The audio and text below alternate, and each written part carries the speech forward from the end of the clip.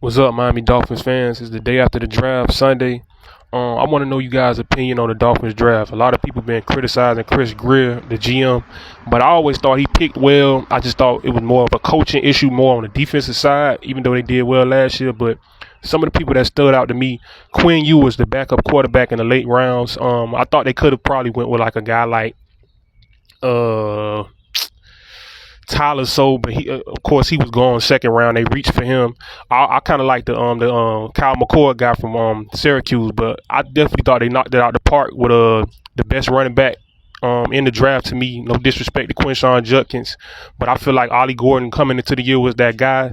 Being at 6'1", 225, a big fast guy. I think that's gonna help the Dolphins with that short yardage and between the tackles to go along with Jalen Wright. I like that they went with linemen in the first two rounds with the guy out of Michigan, Grant, and also the guy out of Arizona. I can't pronounce his name. With the Polynesian names, they're kind of hard to pronounce.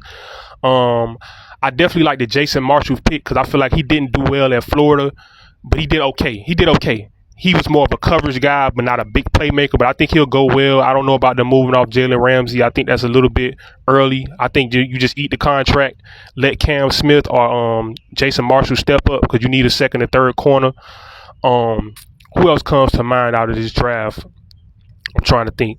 Okay, Jordan Phillips in that middle. I know he was kind of a mid-round pick, but that guy out of Maryland, a big, stout guy, athletic. I think he's just what we need, especially with Anthony Weaver being our defensive coordinator. I think even though he predated Sealer, I think they've shown the ability to do well with those edge rushers. Now let's see what they can do with a second tackle. I feel like the Dolphins can be a defensive-led team, a run-led team with Ollie Gordon.